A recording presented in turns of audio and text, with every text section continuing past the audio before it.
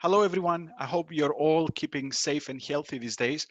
A lot of people have been asking me about online teaching, and I know that there are perhaps too much information online, including Microsoft Teams. So I thought I would record, since we do live in the digital age, I thought I would record a short video to share some tips and advice. These are by no means best practice. These are a couple of things that worked for me. So I hope you find them useful. I am available these days. So if you want to have a one-on-one chat or you have any questions, just send me an email and I'll do my best to get back to you based on my experience. So as some of you might know, I taught the core strategy for the EMBA Dubai's. It was 5 sessions. Some days we even have had 2 sessions back to back. So it was quite an intense experience, but I think I've learned a lot. So here it is. Now, I think there's two big headline takeaways. First of all, let your TV personality shine, and two, find the inner Steven Spielberg in you. What does that mean? First of all, you have to realize that, as I realized, that this is a whole different medium. It's not the same as having the in-class interaction. You have to reach to the students through a screen, through a lens, and they are looking at you through a camera, essentially, through their screen. So it is important to be energetic. It is important to realize that you need to speak to them directly, and you try to energize them through a camera. So the idea here is that, for me personally, it took almost twice the amount of energy that I put into an actual physical classroom when I was teaching online. So to keep those energy levels up, maybe joke with the students as I see their cameras.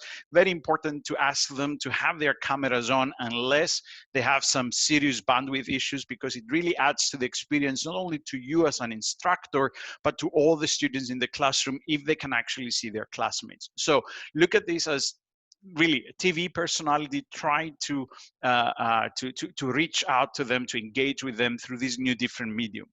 The second one is the Steven Spielberg moment. What does that mean? You have to be continuously cognizant of what the students are looking at. A common mistake, for example, is that we revert to our slides and we start talking and we move through the slide after slide after slide. And what we don't realize is that on the other side, students are seeing literally stale slides, and you, the professor, are just a small little rectangle at the top of the screen. In other words, I said Steven Spielberg because you have to think about this as directing a movie. You have to engage them through a number of activities, and Zoom functionality gives you that.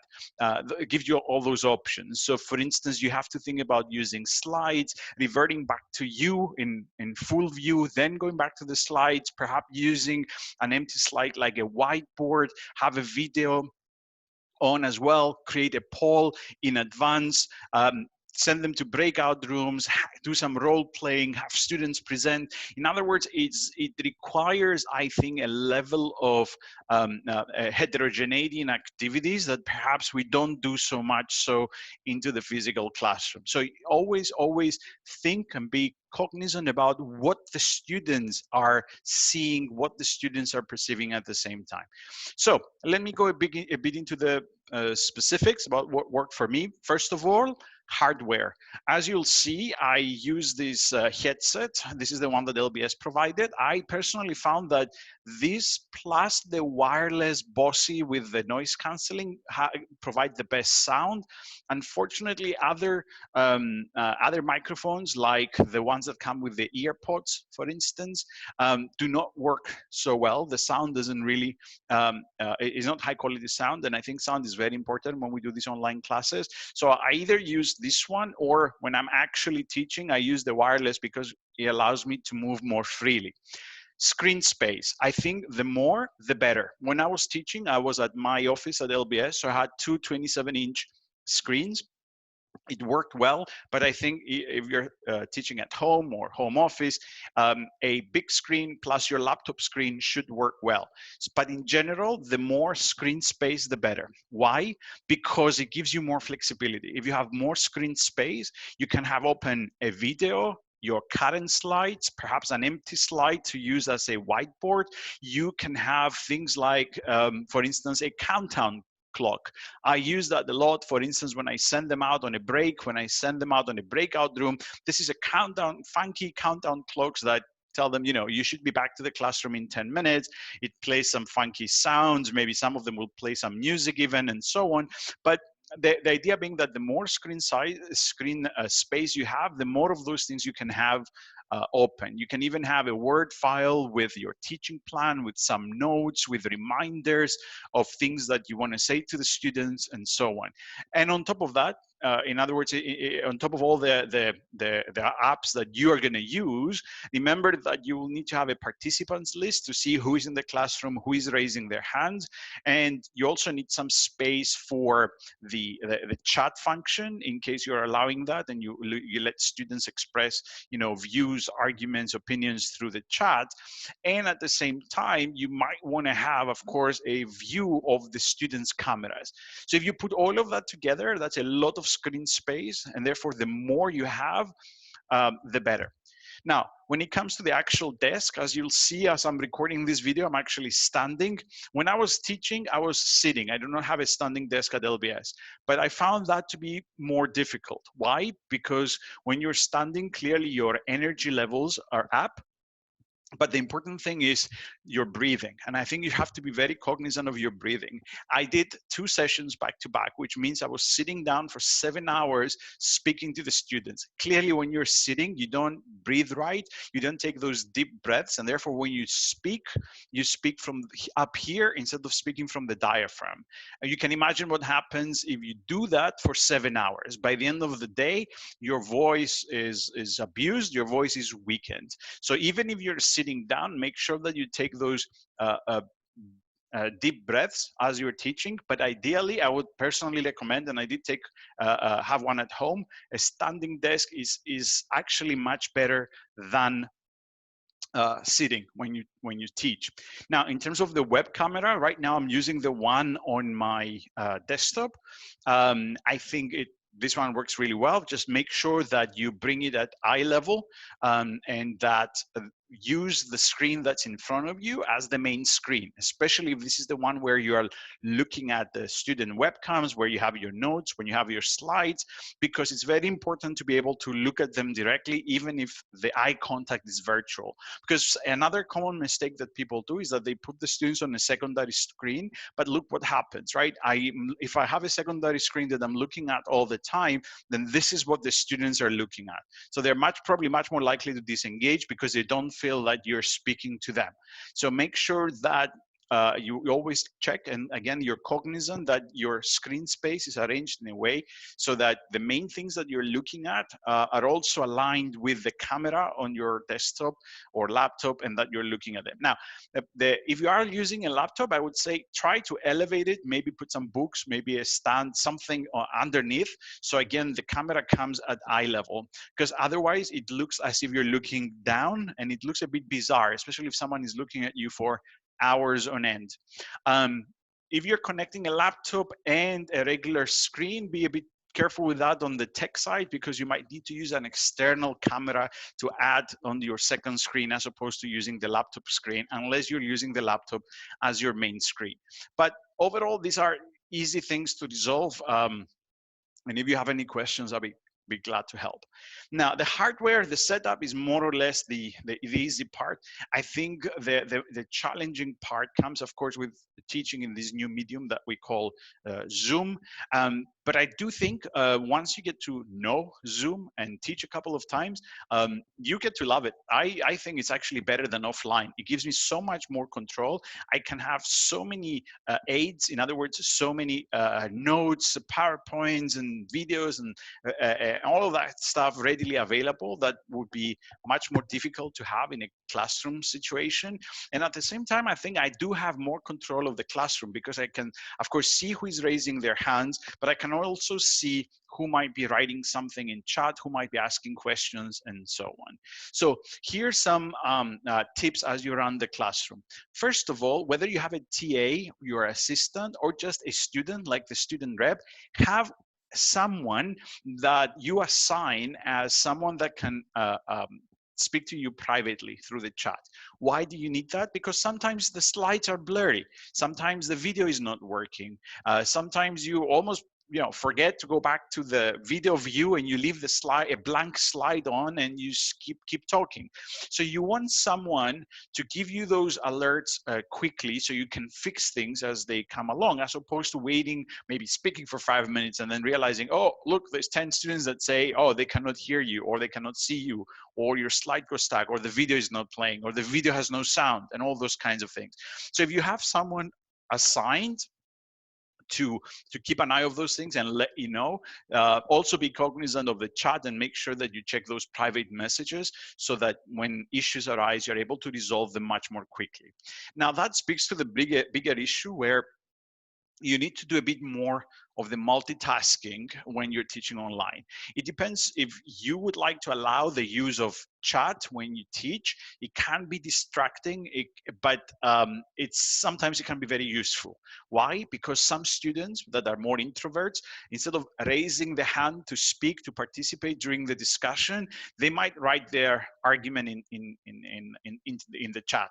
Now, if you develop that multitasking ability, that can actually work very well to your advantage, because assume that Jessica is speaking and she's supporting point A, but then Tom is writing in the comments, no, I actually disagree for this reason. Now, if you think that Tom has a very good reason, right? And if you think that can generate a discussion, you can immediately say, but wait a minute, Jessica, it seems that your colleague Tom disagrees with this point. Tom, would you like to tell us why? And then you unmute them and you bring them back into the discussion. And the good thing about the chat is that you can pick and choose. It doesn't mean that you have to bring everybody on board. Chances are that more people are going to express opinions that you need, but keep in mind that even just by reading them, you have a better understanding of what the class thinks. On this point, by the way, polls are very useful. I would recommend preparing those in advance so that you can very quickly get the classes, the cohort's opinions when you want them to discuss something, or when you pose them a question that seems to have 2 or 3 sides to the argument. Now, speaking about Zoom functionality, I found that the raising of the hand is very useful. And remember, if you want to move on and you don't want to take any more questions or comments, what you can do is just lower all hands and say, okay, I want to move on the discussion now. And that's perfectly fine. But also the other functionality that I found to work really well is, of course, breakout rooms. But you shouldn't think about this only as actual breakout rooms where students go, I don't know, for 15, 20, 30 minutes. This could also replace the buzz groups that you do in the classroom for the 5-7 minute conversation. They're so easy, especially if you want random assignment into groups. You just say, well, I want groups of 4, go and send everyone into groups of 4. And that's how it happens, right? Now, that's efficient because there is no physical wasted time. In other words, they don't need to physically go in and out of the classroom. The only thing they need to do is just click and accept the invitation, and suddenly they are in the breakout room, like we did during the coffee hour. While they are in the rooms, you can pop in and out, you can broadcast messages, and you can bring them back. The other good thing about the groups is that you can also recreate them. So that random assignment can happen over and over again with every buzz group. So especially if you're doing, I don't know, one of these electives that's going to have 100 people in across degree programs, it might be nice to mix and blend them so that every time they discuss something, they discuss it with a different group. They also get to know each other. And I think that's going to be an important difference for the electives that come up in the summer, or some of you that are teaching this week. The difference is that when I taught, I had already met the students once in person. They knew me, they knew each other. Whereas I think there's going to be a bit more challenge in these new electives where they haven't met each other and they never met you in person. So that might require some extra effort to generate that interaction and make them speak, make them participate into the discussion. Okay, so that's on the breakout rooms. The other thing that I found very useful is to use an empty PowerPoint slide as a whiteboard. The whiteboard functionality of Zoom itself is not great. It's actually, I thought it was really bad, because once you write something, you cannot move it, you cannot adjust it. It's literally almost like a old school physical whiteboard.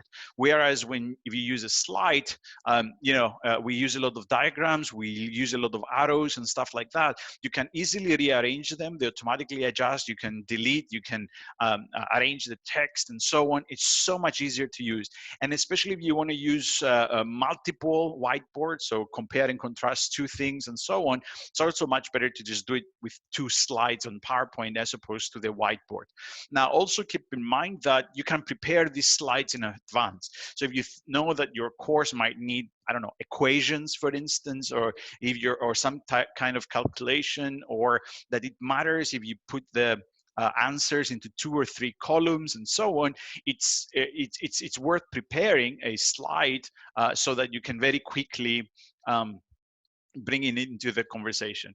Now, keep in mind, if you're going to teach this course again, you can use these slides. In other words, if it's a discussion that you already had and a slide that you already created, well, the next time you're going to run the discussion, you can just very easily copy paste the material from what you did before to what you're doing right now. Now, in general, about all this functionality, I would also add actually that some people use a drawing pad. I tried to use that. So first of all, it's a steep learning curve. You need to have good handwriting, but again, I don't think it has the functionality that an empty PowerPoint slide will have, and it's a bit difficult to use. Perhaps typing, it's cleaner, especially when it comes to what students are seeing in terms of saving it, in terms of using it again.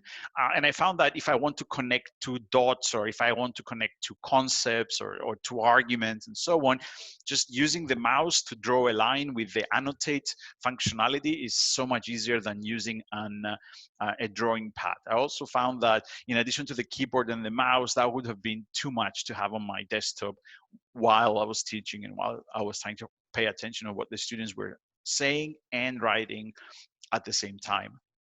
Now, the chat functionality, as I mentioned, is something that's useful. It brings in the introverts. It allows you to draw bridges between what the actual discussion is and what other people might be thinking, and draw them in. I also use them a lot for rapid fire sort of questions. If I want to create some sort of a laundry list on the whiteboard, basically I tell them, okay, write on the chat your answers. So for instance, what are the reasons for X company's historical success? And then they start writing, R&D capability, marketing, whatever they want to write. So for those questions that in the classroom you would be probably on the whiteboard writing as people are shouting out, I used chat. But otherwise, I was urging a lot the people to participate, to raise their hand, and so that the others could see them speak, articulate, and of course make a more coherent argument rather than a bullet point answer that sometimes they write in the chat. Now, and so when it comes to all these functions, I would say that none of them should be new on the day that you are teaching. So what I did when I was teaching, I spent the whole weekend practicing all of this, either with friends or other colleagues. I wanted to know exactly what I needed to do when I was teaching, when the time came that I needed a particular function. So in that sense, there shouldn't be anything new for you on the day that you're teaching. So practice, practice, practice. Record a couple of your sessions. Hear how your voice sounds when with different microphones, for instance. Check out the background. Check out the room that you're going to be in. Does it look okay? Do you need a virtual background? All of those things you can do and practice in advance. So again, on the day that you're teaching, there are no functional surprises. Now, inevitably, things might go wrong, and I think that students can afford you the goodwill and the patience, if you like, to fix a couple of things. But in general, that day, nothing should go, nothing should be new. Now, another couple of things to keep in mind in terms of functionality is that in chat, you can actually share files with them. I found that that's extremely useful if you have handouts, if you have case B, if you want to give them an in-class exercise before you send them into breakout rooms. And sometimes, maybe we filled in a blackboard or a whiteboard, and then you want them to go into breakout rooms to work on something. It's so easy to just take a screenshot, save it on your desktop, and then just send that picture to them as a file. All of them get it, and then they can go into the breakout room and work on the whatever question you assign to them, especially if that means using some of the material that you just covered in class. You can do that with a whiteboard. Even you can do that with a slide. If the assignment is written in the slide, you don't need to send them the entire slide deck. Just take a screenshot, send it as a file, and that's it. So I do think all of this functionality and the speed and efficiency with which you can do this makes it a better experience and fun experience, actually, compared to the offline. But do keep in mind that running a conversation might run slightly late because of the mute and so on when students speak. So the percentages vary. Some people say 10%, some people say 20% less material compared to the offline. I think that's going to depend on your own efficiency and the type of discussions that you have and how long you want to devote to them on the online versus the offline world, and how much input you're getting through the chat and through the verbal comments of the students. But I would say that in general, it is going to be slightly less material compared to the offline world, because remember, you also need to alternate between activities, as I said at the beginning, to keep it interesting for them. So budget accordingly in terms of the material that you're going to give them. Now, another thing in terms of running a good virtual class, I think, is that breaks become very important. Now, if you search online, a lot of people say that there is an upper bound. It's about 60 to 90 minutes. Then you need to have a break. It's rather unusual to have almost 3-hour classes online. And if you're teaching a block week, to have 2 of those in a single day. That's 7 hours of screen time and focused attention. And that's very difficult for people, especially for non-digital natives, right? People that are not used to learning this way or spending so much time in front of a computer, listening intensively and focusing. So what I do is that instead of the one big break, the 15, 20-minute break, I try to give them 2 smaller ones, let's say 2 10-minute breaks at the 1-hour mark, for instance. And during those 10 minutes, I also put a counter clock that either plays music or a countdown clock, that either plays music or some sort of entertainment activities that they see on the screen, that kind of motivates them to be back on time, to start class on time. So overall, those are my top tips. I think I actually enjoyed teaching. As I said, the more you discover this functionality, the more fun it is. Be ready to experiment with the different functions of Zoom, and I think students are going to like that. But also be prepared for potential glitches that might arise, because internet might be slow, their internet might be slow, and so on. But otherwise, I think just have fun with it. It's almost, we have the luxury of teaching from our own living rooms, and on top of that, this platform gives you the ability to do so many more things, share so many more things, and interact with students in a very, very different way. I don't think it's better or worse, it's just different. And it's a skill that, a lot of the skills, discussion skills and all that, do still apply, but I do think there's some kind of different mindset and a bit of capability that needs to be developed to complement what we know and what we do into a physical classroom. So this video is a bit longer than I expected, but I'm happy to, if you have any more questions or you want to have a chat with me or even a Zoom practice session, just email me. I am in general around and will be glad to help anyone that's about to go into online teaching. And as I said, have fun with it. It's a steep learning curve, but a fun learning curve. So take care. I'll see you soon.